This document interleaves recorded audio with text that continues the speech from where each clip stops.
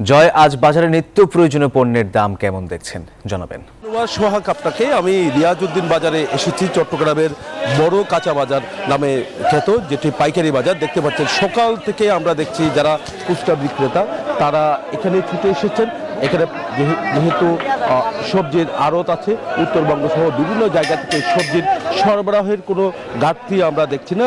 নানা রকমের সবজিতে ভরে গেছে আড়ত। এই কারণে যারা খুচরা বিক্রেতা তারা এখান থেকে নিয়ে যাচ্ছে, আবার যারা ক্রেতা এখানে দাম কিছুটা কম থাকে এই বাজারে, এই কারণে এখানেই ছুটে আসেন যারা ক্রেতারা। তো এখানে বিভিন্ন জায়গা থেকে আমদানি করা যে সবজিগুলো, টমেটো থেকে নিয়ে বিভিন্ন জায়গা থেকে আমদানি করা সবজি আমরা দেখছি এখানে কোনো কমতি দেখছি না। একই সাথে আমাদের দেশে উৎপাদিত সবজিরও কোনো কমতি দেখা যাচ্ছে না। দাম কিছুটা কমেছে। বেগুন বিক্রি করা হচ্ছে 50 টাকা থেকে 45 টাকায় এখানে বিক্রি হচ্ছে। একই সাথে কচুমুখী দেখতে পাচ্ছেন, চট্টগ্রামের মানুষ এই কচুমুখীটা খুব বেশি পছন্দ করেন। এটি 40 টাকা কেজিতে তারা বিক্রি করছেন। গত সপ্তাহে এসব সবজির দাম আরও অনেক বেশি ছিল। কাঁচামরিচের দামও কিছুটা কমেছে। ভেন্ডির দামও আমরা দেখছি কিছুটা কমে এসে 40 টাকা করে তারা বিক্রি করছে।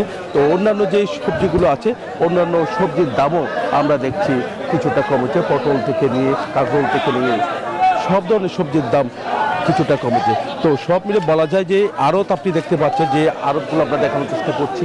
এখানে নানা রকমের সবজিতে ভরে গেছে এই আড়তগুলো। এই কারণে খুচরা বাজারে তার প্রভাব পড়তে শুরু করেছে। এই ছিল আমার এখানকার সর্বশেষ। ফিরে যাচ্ছে স্টুডিওতে সোহাগের কাছে। জয়, আপনাকে ধন্যবাদ।